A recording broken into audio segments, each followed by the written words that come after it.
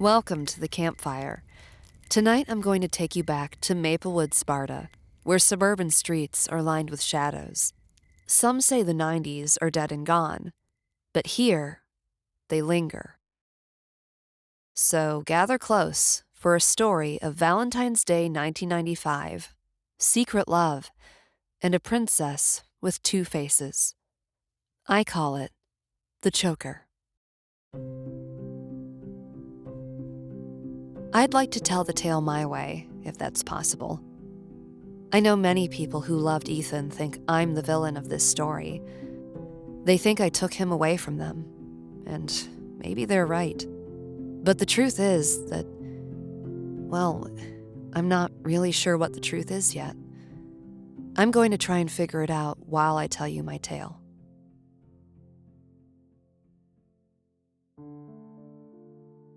Once upon a time in the 90s, there was a girl who loved a boy. She didn't want to love him. It was social suicide.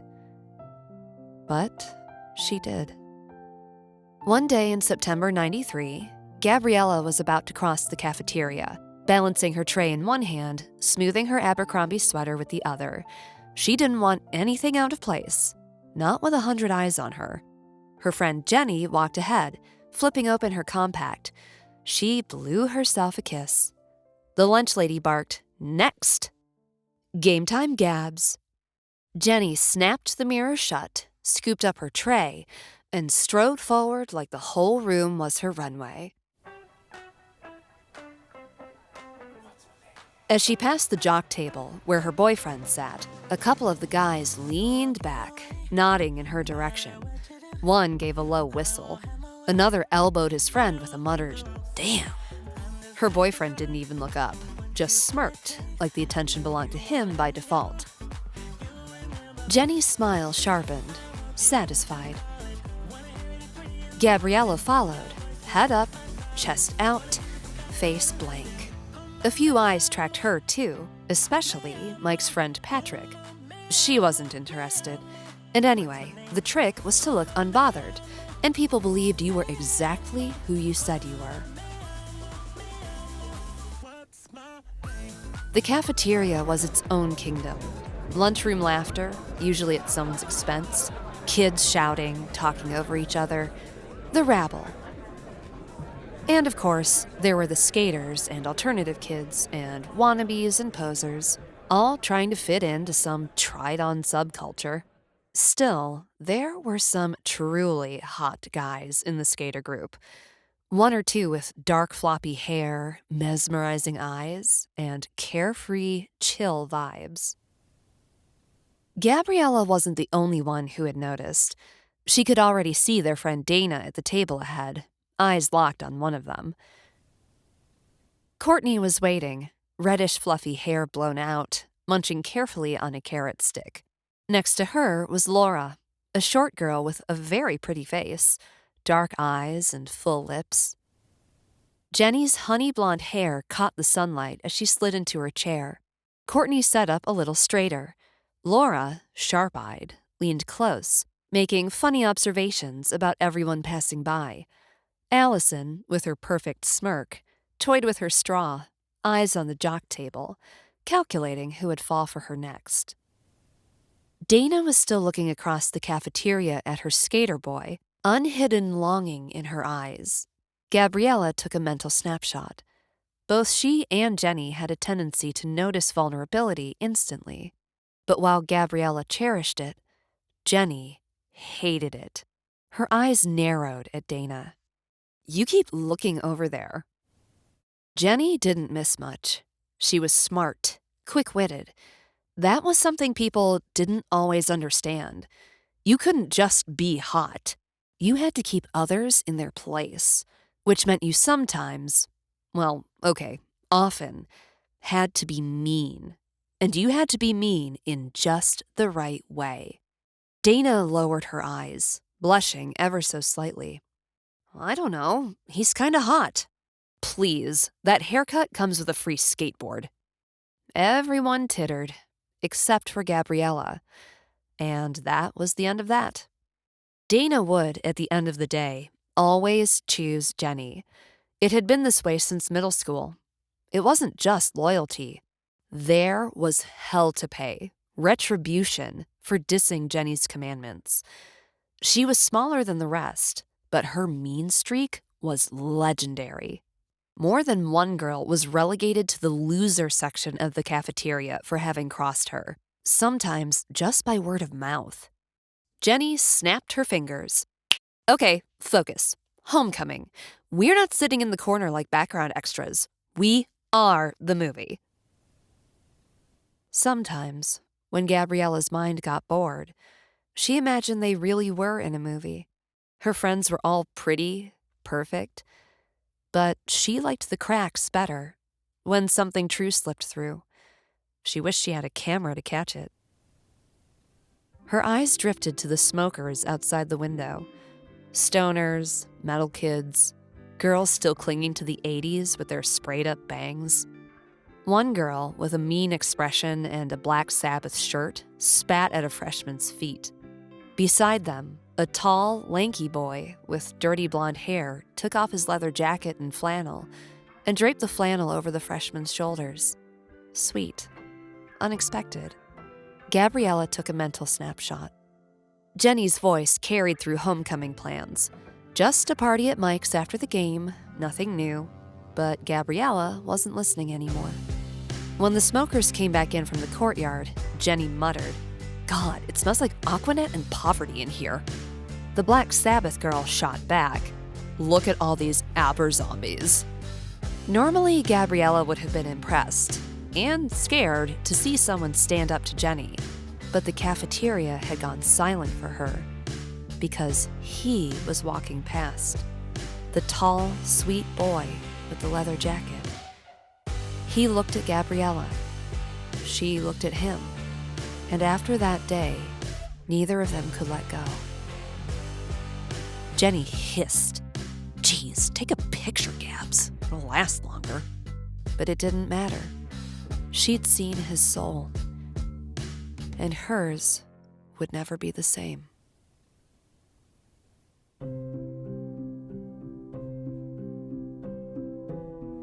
Around Thanksgiving 1993, Gabriella and her secret boyfriend started meeting in the old basement of Holy Ghost Church, where folding chairs leaned against the walls and hymnals gathered dust. The church was closed during the week, silent and empty. But Gabriella's mother was the choir director, so she borrowed the key and made a copy. It felt cool in her hand. They had many happy hours in that basement, sometimes exploring its strange, eerie depths. One day, they found a secret door that led to a tunnel underneath the church cemetery. Ethan thought it was magic. Gabriella thought it was haunted. But it meant he could come to her unseen. He'd said, "You're scared of shadows." And she'd said, "And you're not scared enough." For Christmas, she asked for a camera, a Polaroid, so she could study her images immediately and not have to drop them off to be processed and seen by others. In the heart of the cemetery, Ethan pointed out a statue of an angel with a crumbling face he particularly liked. She captured it. After that, she was smitten. She began filling those squares of Color 600 film with images that felt the same. Old abandoned gravestones, the dead weeds at the edges of empty lots, the black branches of naked winter trees. She was learning to play with light and shadow, and to find the things no one else bothered to see. At night, she looked over her Polaroids and listened to the music that matched them. Tori Amos, Mazzy Star, letting herself explore new internal landscapes. Something in her was opening up, to darkness and to light, like she'd never known. They started a photography unit in art class. Her teacher stopped her one day in the hall, told her she had an eye, that maybe she might consider joining the yearbook committee. And for the first time, Gabriella imagined what the future might hold for her, besides being pretty and loved. But just as Gabriella was at her happiest, thinking she might come clean to her friends about Ethan, Dana started going out with the skater boy. She laughed at his jokes, kissed him by the lockers where everyone could see. And Jenny saw too. By the end of the week, Dana was out, her name whispered with disdain, her seat at court empty without a word. And Gabriella, she saw what happened when a princess dared to love outside her station. So she kept her secret.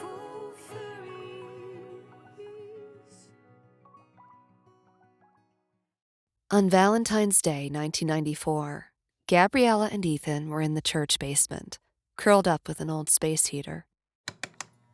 Gabriella put her head on Ethan's shoulder and sighed. She's unbearable. Every joke's at someone's expense, and they all go along. God, sometimes I hate them. I hate myself for caring what they think. Ethan's lips brushed softly against her hair. Then don't let them get to you. That's all they want. His voice was both tender and defiant. It cut through her. She wanted to believe him. But he didn't know what it was like to have the whole cafeteria watching you, waiting for you to slip. Well, that's easy for you to say. You don't have to sit at their table every day.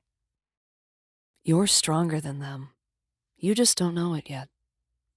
Here. He slipped a tape into a cassette player. Nirvana. Songs she knew from the radio when she ventured to 90.5, the alternative rock station. But not like he knew them. Kurt Cobain's voice was both harsh and soft, unrelentingly authentic. Ethan mouthed every lyric like it was scripture. For the first time, she saw the way music remade him. She said, I have something too. It's different, though. She put on Mazzie's Star, her secret music, the kind she only played alone in her room. Ethan listened closely, closed his eyes, a soft smile on his lips. She sounds like you. Me? Yeah, the real you. He paused. Here, I got you something. Ethan dug into the pocket of his leather jacket and pulled out a band of soft black velvet with a delicate clasp on the back. Happy Valentine's Day, Gabby. Is that a choker? Don't laugh. It was like $2 at the thrift shop. But it made me think of you. She took the piece and clasped it around her neck, angling to an old dusty mirror. It looked funny with her Tommy Hilfiger cardigan. You don't like it. She fingered the soft fabric around her neck. No, I like it. I love it. And I love you. I love you, too. It was the first time they had said it, and it rang as true as the church bells. But before she pushed open the heavy front doors of the church, after Ethan had left through the tunnel, she slipped the choker off her neck and into her coat pocket. And there it remained. On April 5th, 1994, Kurt Cobain died. Suicide. Only 27 years old. After that, Ethan had a haunted look, like a shadow hung over him. So during Spirit Week, when everything was in near bloom, they decided to hide from their friends, carefully crafting excuses to their families so they could be alone together in their secret place for 2 full days. They were curled up after a long makeout session, the arm of his leather jacket resting across her new Abercrombie sweatshirt, when a noise came from the underground entrance.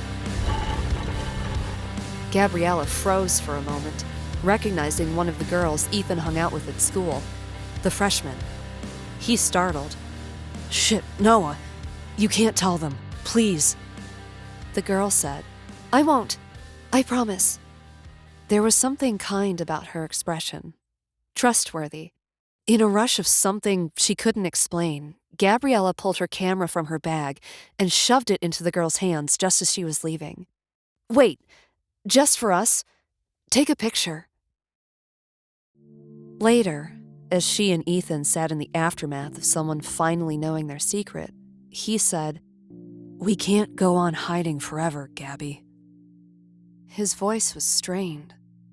She realized that seeing his friend had made him self-conscious, embarrassed of their hiding, embarrassed that she was embarrassed of him. She said, "But we're so different. How could it work?" He held up his palm. She pressed hers to it, so they mirrored each other. And he said, "Because you belong to me, and I belong to you. Please, just give me time." She could tell he wanted to believe her, but the weight was pressing down, and she could feel it, the cruelest joke of all, that the one who told her not to let them get to her was beginning to let them get to him. The summer of '94 was golden.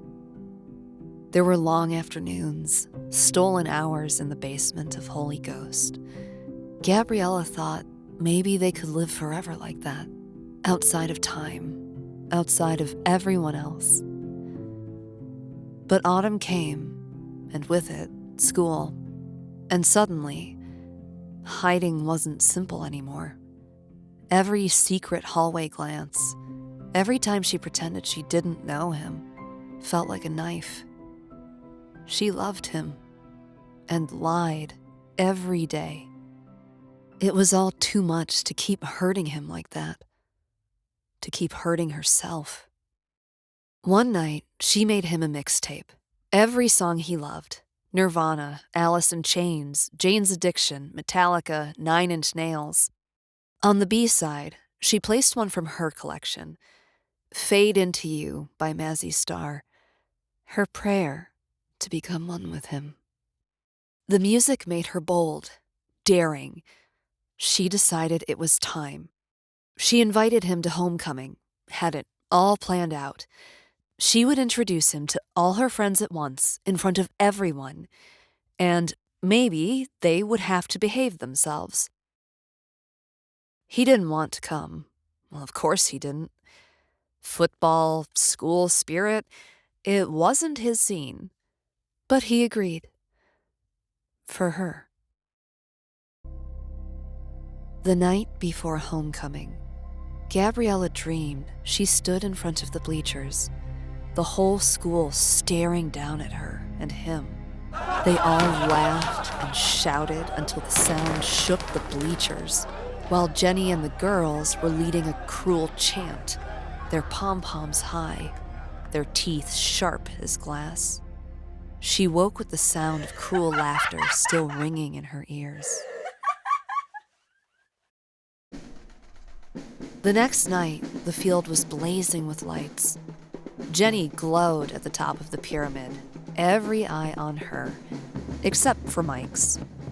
For a while, it didn't seem like Ethan would show up.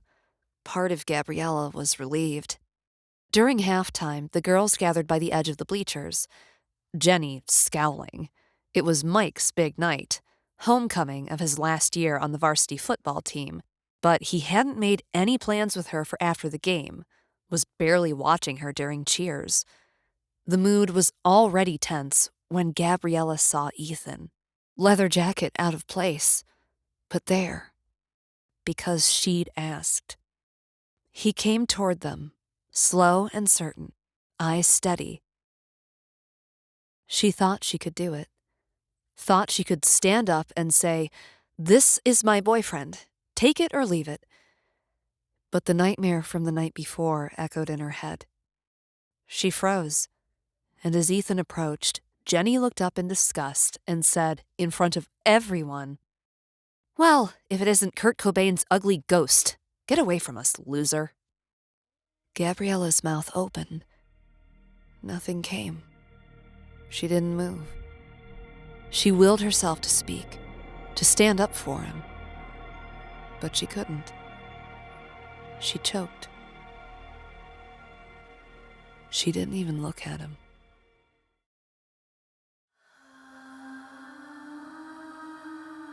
In the shadow of the bleachers, her friend's laughter ringing over the crowd, a look that Gabriella would never forget crossed Ethan's face. Then he turned and walked away. Her heart ripped from her chest. She slipped away from the group with a flimsy excuse, still shamefully trying to keep her secret, the tape clutched in her hand. "Wait! Ethan, please! Here!" He took it, but he didn't say anything. The look on his face said it all. He stuffed the mixtape in his pocket, got in his car, and never made it home.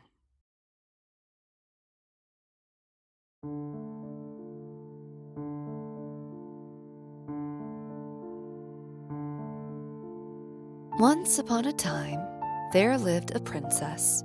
All the people in the village smiled when she came down from her tower, because she was kind to them. Of course she was kind. She had no reason not to be, for everyone loved her and treated her well, and she received all the gifts of the kingdom graciously: beauty, wealth, opportunity, power. But all was not well with her soul, until one day she met him, the one she had been looking for in everyone and everything all her life. The princess began to meet in secret with her beloved. He was not titled, not even classically handsome like the others who courted her, but he was beautiful to her. And so she came to him in their own special place, away from prying eyes, knowing the powers that be would never allow their union if they knew.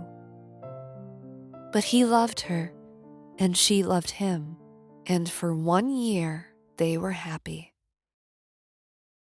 One day, the princess devised a token, something just for her beloved to show her devotion. She asked him to come to court so she could give it to him openly and tell the others she was choosing him, no matter what they thought. He did not want to come to court. He did not belong there, but he agreed, out of love for her. When he arrived, he knocked on the high castle door. They let him in, watching him suspiciously, snickering at his ragged clothes. He entered the throne room, where she sat, surrounded by the other princesses. As he crossed to her, she felt something tightening around her throat. Her mouth would not open. The others thought it a joke, for one such as him to approach a princess, and for her to not even acknowledge him. They laughed and pointed. She did not defend him. She could not tell her truth. The princess's beloved fled from the court at her betrayal. She ran after him and gave him the token. He took it, but would not stay. He jumped on his horse and rode away into the hills. And there, in his reckless pain, he met his end. After that day, when she looked in the mirror, she didn't know who she would see, a broken-hearted lover or a cowardly princess. And the one who loved began to mock, to castigate the coward, and to grow more twisted and dark as the days passed.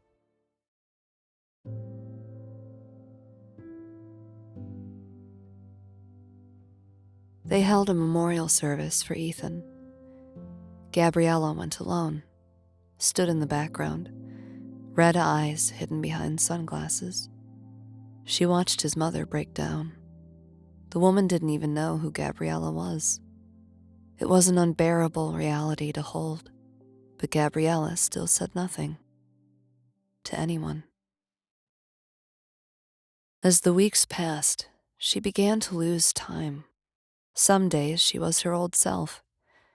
Other days, she was someone else, in dark clothes, liquid black eyeliner, and wild hair. She hadn't touched the velvet choker since Valentine's. It had sat, buried in her winter coat pocket, hidden even from herself. But on Halloween night, looking for a last-minute costume, something happened. It was like a light had been turned on and his soul had suddenly come to her from the darkness. She felt him with every cell of her body, and she'd remembered. She dug out her winter coat, hand closing around the velvet like a prayer. She clasped it around her throat. In the mirror, framed in a red velvet dress, it didn't look wrong anymore. It looked like it belonged. When she stepped into the Halloween party, the air shifted. She was always polished, a princess, but tonight, she was something else. Dark red velvet, corset tight, burgundy wine lipstick. The velvet choker gleamed at her throat. A boy she didn't know, probably from another school, said, "Damn, that choker's doing things." Her friends stopped to stare. They were all dressed cute, sexy. Jenny as a devil in black horns and a slinky red dress. Courtney as a cat with painted whiskers. Laura as a nurse in white tights. Allison wrapped in layers of saran wrap. Risky, but definitely signature Allison. But Gabriella didn't look like herself anymore. She looked like the kind of girl who would walk with ghosts. And it wasn't just her outfit. It was something else. Jenny put a hand on her hip. "Trying out goth now, Gabs? Doesn't really suit you, even for Halloween." Gabriella smiled, sharp as knives. "Relax. I'm just dressed for the occasion. But what's scarier, Jenny? Me, or the idea you're not the only one people are looking at tonight?" "Please, it's a look. Doesn't mean it's your look. Some of us don't need to rate Hot Topic to get attention." "You don't know everything about me, Jenny." "Costumes come off, Gabs. Personalities don't." Gabriella surprised even herself, shooting back, "You sure about that?" Jenny's smile glittered, but for once, her voice faltered. "Trust me." She always wanted the last word, needed it. But something in her tone wasn't confidence. The look on her face said she knew something was changing. And it was.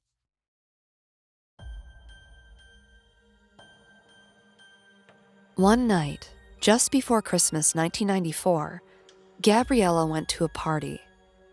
Something happened. She wasn't sure what. All she knew is that Jenny got mad at them. All of them. And for a little while after that, it was like they were cursed. Laura biting her nails until they bled.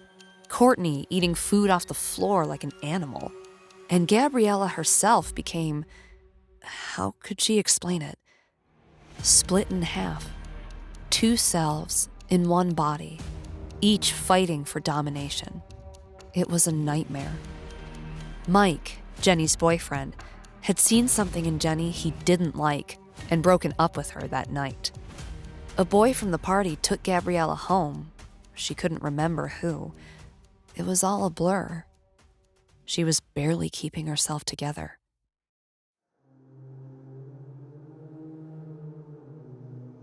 Gabriella had awakened in the middle of the night, still wearing her clothes from the Christmas party.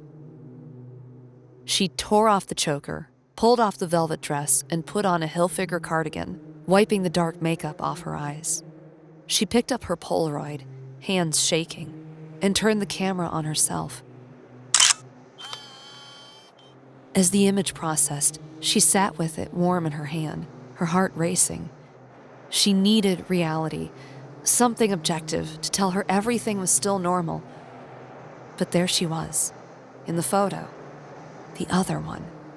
Feral, mascara still smeared, still in velvet, the black band at her throat. The choker. She threw the camera at the wall. It broke into pieces. And for a while, Gabriella thought that would be enough to keep the other one silent.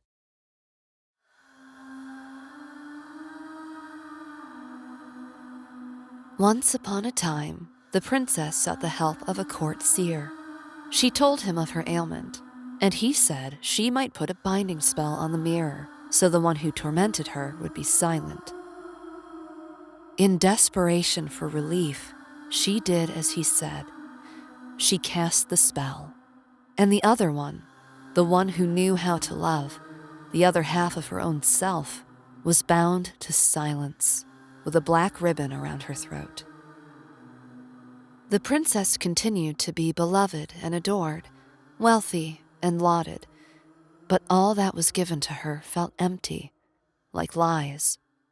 And so, she lived a half-life, never fully grieving, never whole, until one day, the binding broke.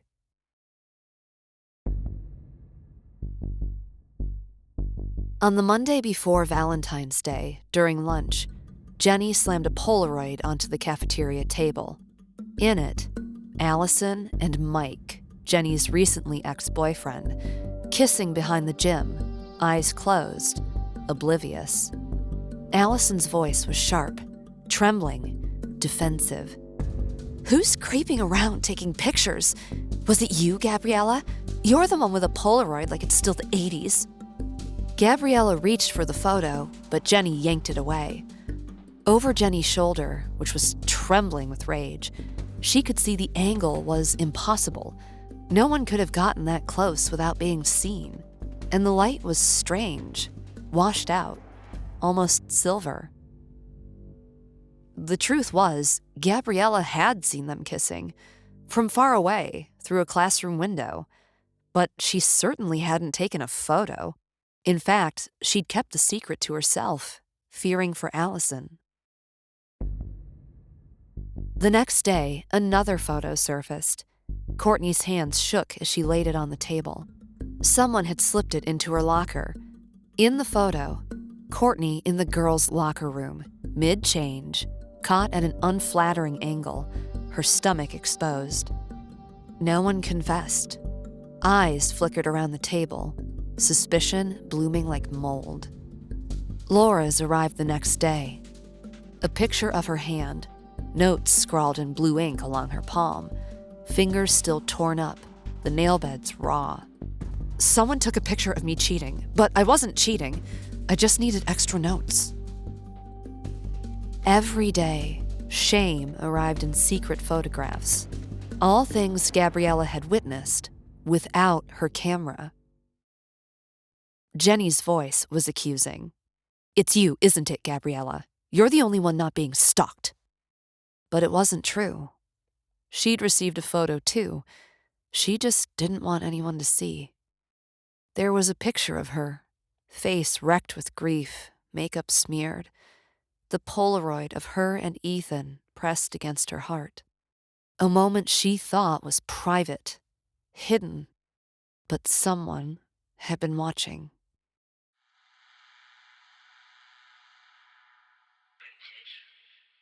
As Valentine's Day approached, it was clear.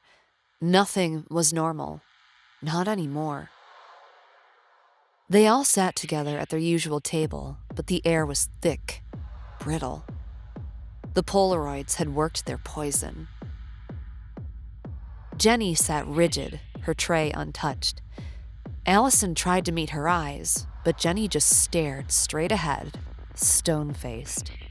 Allison cleared her throat, voice shaking. "You know it wasn't like that, Jen. Mike came after me. I didn't—" Jenny cut her off, cold as sleet. "Spare me. He didn't come after you. You climbed on him the second I looked away. Typical. I'm done with you, Allison. Go be the cafeteria slut somewhere else." She slid Allison's tray aside, the movement sharp, final. Allison went blank. The cafeteria seemed to tilt, everyone watching as she gathered her things and left, eyes burning. Laura and Courtney exchanged a look. Courtney's fingers picked nervously at her carrots, eyes darting. Laura spoke first. "We should talk about what happened. At Christmas, my fingers still aren't fully healed. Courtney had to go to the hospital to have her stomach pumped. I don't know what happened, but everything's been wrong since then." Courtney hunched over, voice barely above a whisper. "What did you do to us, Jenny? And now these pictures?" Jenny's jaw clenched. "I didn't do anything to you. I was just being honest. And I sure as hell am not taking photos of your fat ass undressing in the locker room, Courtney. Or are you cheating your way to valedictorian, Laura?" That was it. Laura stood up, gathering her books, and Courtney followed. Their departure was quiet, but heavy, a rift that couldn't be undone. The group was splintered now, the echo of chains and humiliation from Christmas still hanging in the air. Jenny and Gabriella were left alone at the table, a gulf yawning between them. For a moment, neither of them spoke. The cafeteria seemed to recede. "Great work, Jenny," Gabriella said, her breath high in her chest. Jenny finally turned, eyes burning. "You think you're so much better than me, don't you? But I see through you. I stand by what I said at Christmas. You're fake, two-faced." Gabriella met her gaze, voice steady, but tired. "I'm not two-faced. I'm just sad." Jenny's lips curled. "About what, Gabs? Your perfect life?" She knew she should say something. Tell someone, finally. It's not like Jenny could exile her from the group anymore. There was no group left. Her voice was soft, but it cut through the noise of the cafeteria. "Because of Ethan, the one who died at homecoming. He was my boyfriend. I didn't tell anyone because of you. And he died because of you. Because you're such a bitch."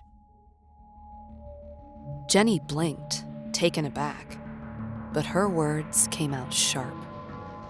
"Perfect Gabriella knows how to swear. Good for you. But you're delusional. You think he got into a car and crashed it because I said something mean to him?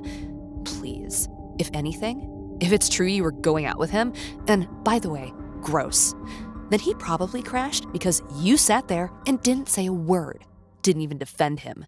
Typical Gabriella, always got a save face."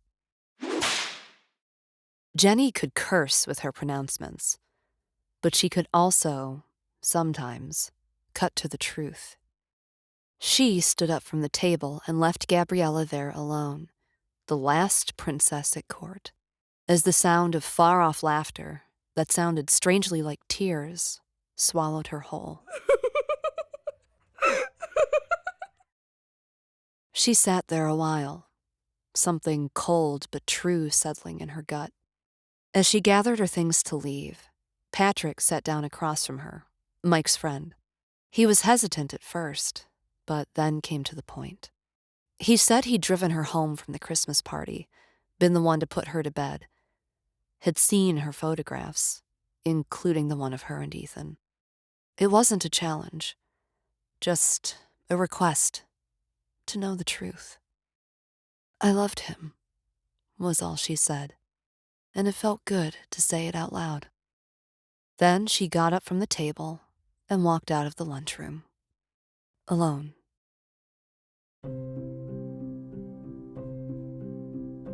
Once upon a time, on Valentine's Day 1995, the princess visited Holy Ghost Cemetery in the snow, to where the angel crumbled and the graves leaned against time.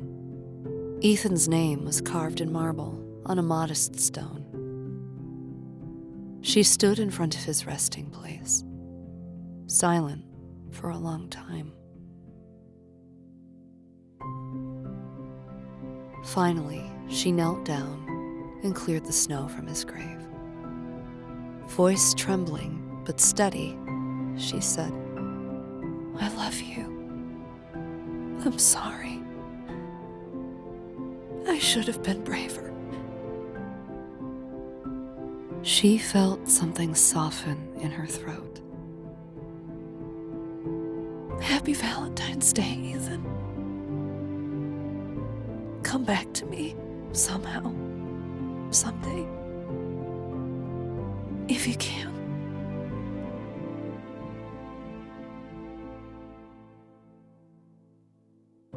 She crossed through their secret tunnel to the church basement, where she hadn't been since the previous autumn. She stood before the old dusty mirror again, and there she was, the girl with smeared mascara, wild dark hair. She thought of Ethan saying, "We can't go on hiding forever, Gabby." She squared herself and held up her palm to the mirror. The girl in the mirror did the same. She said, "But we are so different. How could it work?" And Gabriella said, "Because you belong to me, and I belong to you."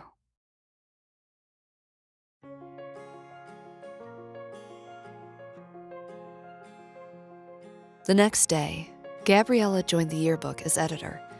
She needed something to do with all her new spare time.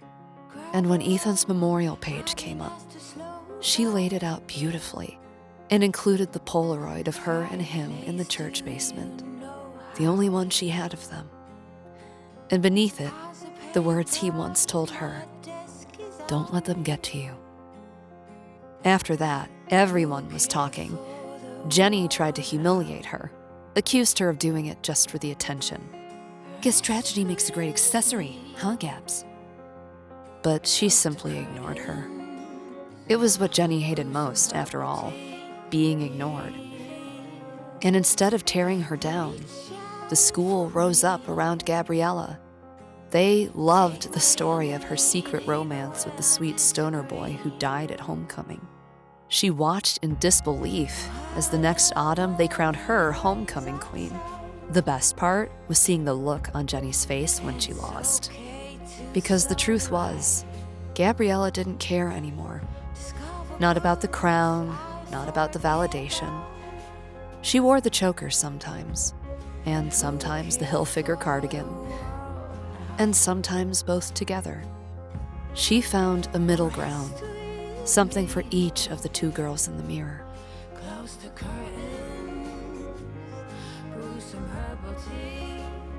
When college rolled around, she applied to a photography program and got in. In the photo she sent with her application, her eyes were clear, but her hair was wild, the black velvet choker at her throat. She wouldn't have friends, instant popularity, or a built-in identity at college, at least not right away, and that was just fine with her. And so, our princess stopped being a princess and became just herself. And she was indeed the villain of the story, but also maybe the heroine of her own. Either way, she eventually got married and had a son who she named Ethan, which means firm, strong, enduring, and constant. Just like her love and the reclaimed parts of herself would always remain. One day her son brought a girl over to the house, Maya. She was wearing an old beat-up leather jacket that looked strangely familiar. Gabriella smelled it, and her heart almost gave out. Maya dug in her pocket and handed her a cassette. Gabriella froze when she saw her old handwriting. Ethan's mixtape. Maya told Gabriella an impossible story, that though she knew Ethan had died in 1994, she believed he had somehow given her his jacket at a homecoming game just a few weeks ago. And she also believed he'd finally listened to the mixtape, Gabriella's token of love, through her. Gabriella turned the tape over in her hands, slightly shaking, and asked if she could borrow it. Maya nodded. Gabriella made her way back to Holy Ghost, to the old basement, to where she and Ethan could be alone. She found an old cassette player in the corner, slid the tape in, and pressed play. And when the room filled up with the music she'd chosen for him all those years ago, she knew that someday, somehow, he had found a way to come back to her. And here ends my tale of the choker.